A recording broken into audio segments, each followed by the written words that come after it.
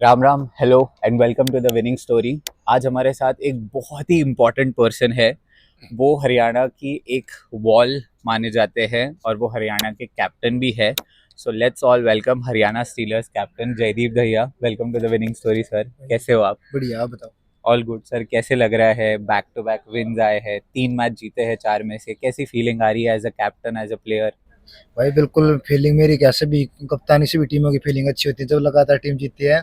और भाई हम तो एक हार के भी आए हैं। और हाँ। तो लगातार दो जीत हैं और दोनों बहुत अच्छी टीम है, बिल्कुल टॉप लेवल की टीम थी में जिनको हम हरा के आए हैं, तो भाई बहुत ज्यादा मोटिवेटेड टीम।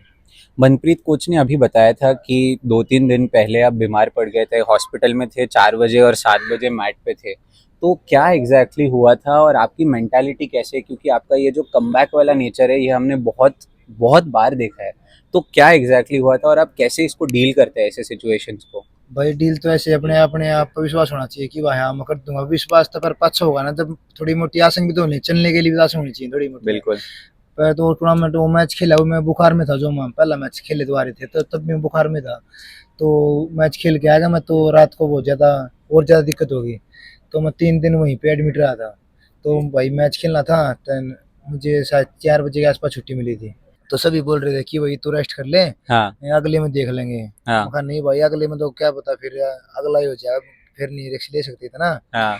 और मैं कहा चल के आएगा तो यही, अब तो मैं खेलूंगा। चाहे बिल्कुल। चाहे तो मुझे अस्पताल में रखते हैं, हम्म। अब आएगा तो फिर मैं खेलूंगा।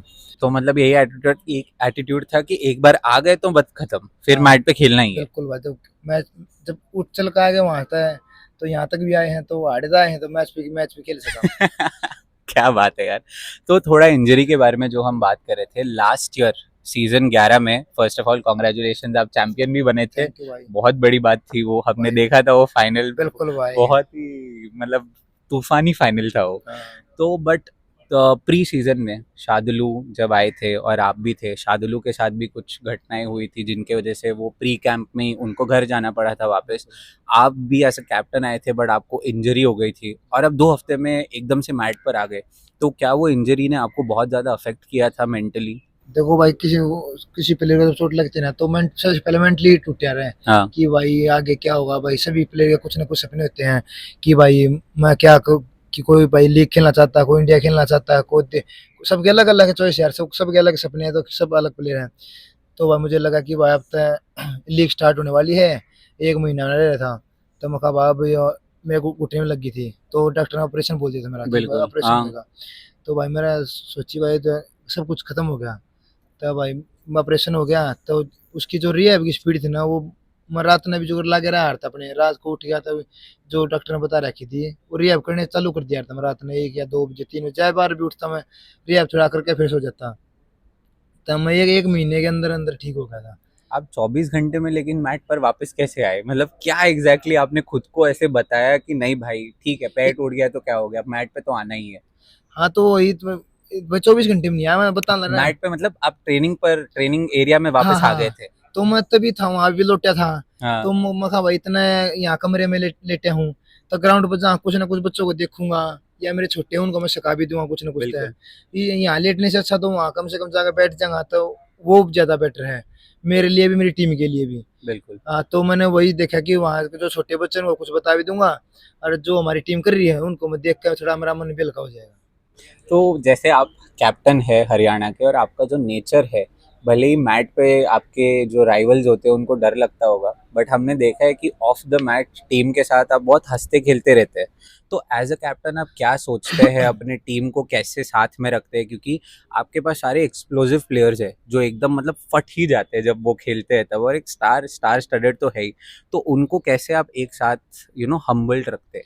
देखो बस सभी बच्चे हैं, कुछ छोटे भी हैं, कुछ मेरे साथ के भी हैं। हाँ। और नीरज भाई साहब बड़े भी हैं मरते हैं। बिल्कुल। पर ये हम जैसे रहते हैं ना, एक माहौल हंसी मजाक का माहौल जब रहता है ना, तो वो टीम थोड़ी ही, कोई भी एक माहौल घर का माहौल लगा लो जहाँ हंसता खेलता परिवार, वो अच्छा रहा है।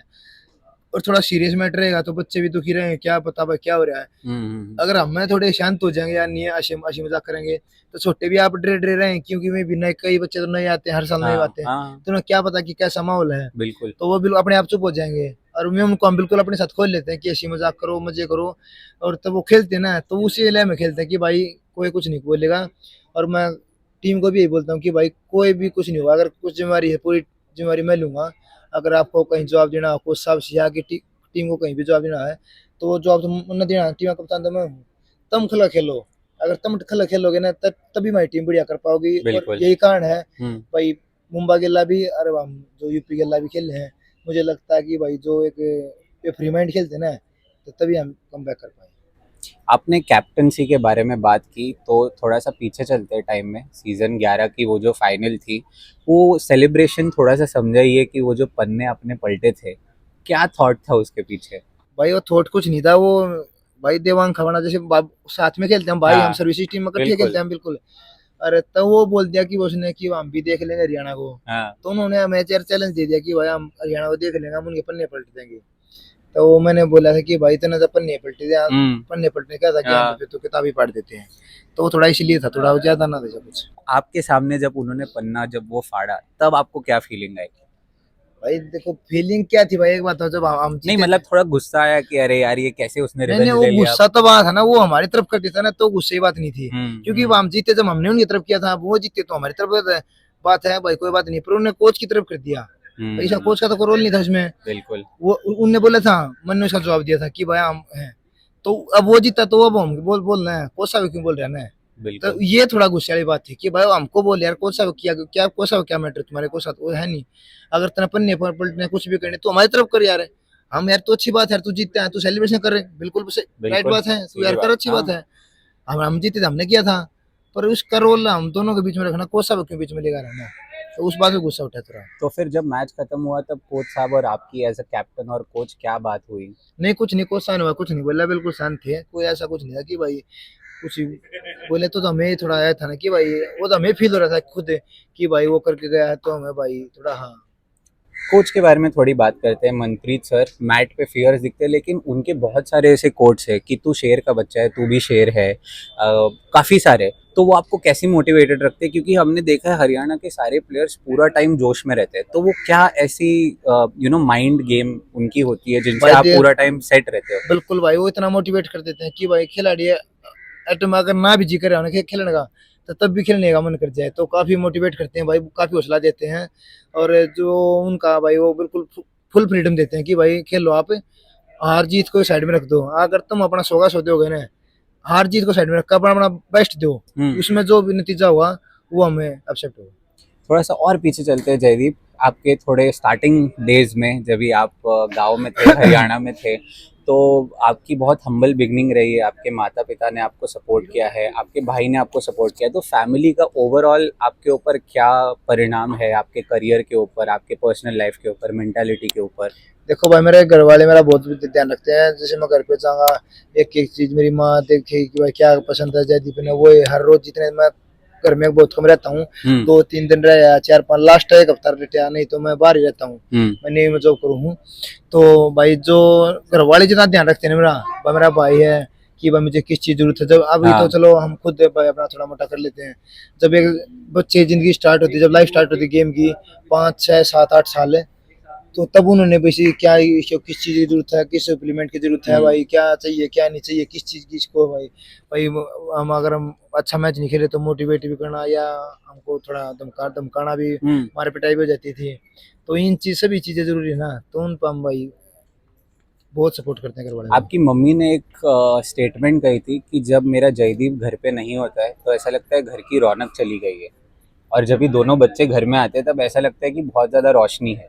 तो क्या लगता है आपको इस स्टेटमेंट भाई के बारे में? बिल्कुल, हम बिल्कुल दोनों भाई बिल्कुल हंसी मजाक से रहते हैं, ऐसे हम बिल्कुल हंस बोल के रहते हैं बिल्कुल। जब भी जब मैं जाता हूँ अपने घर, कहानियां बताता हूँ कि वहाँ ये ऐसे हुआ है, ये ऐसे, पूरे करके बिल्कुल ध्यान से सुनते हैं। हम्म। पूछ से भी मेरे तो पूछ जब है कि भाई ये रहा कि ना रहा।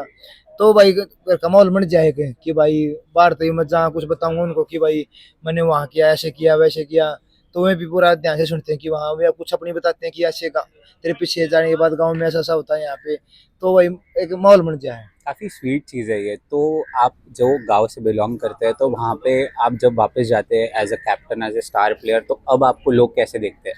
देखो भाई ये तो बाहर वाले लोग थोड़ा ज्यादा हैं, घर वालों के लिए तो वही जयदीप हूँ मैं बिल्कुल। हाँ गाँव में थोड़ा भाई अच्छे से भाई देखते हैं कि भाई हमारे गाँव वाला लड़का है, कि भाई कोई भी है, अगर पहले हमारे गाँव के हम भी बोलते हैं कि हमारे गाँव का भाई, तो एक प्राउड फील तो होता है कि भाई मेरे गांव का सिसाना गांव का भाई, मेरा जो मेरे काका के लड़के हैं, ताऊ के लड़के हैं, वही बोलते हैं कि मेरा भाई है। हैं तो सभी गांव वाले बोलते हैं जहाँ बैठते हैं कि भाई जयदीप तो मेरे गांव का है, मेरा खास दोस्त है।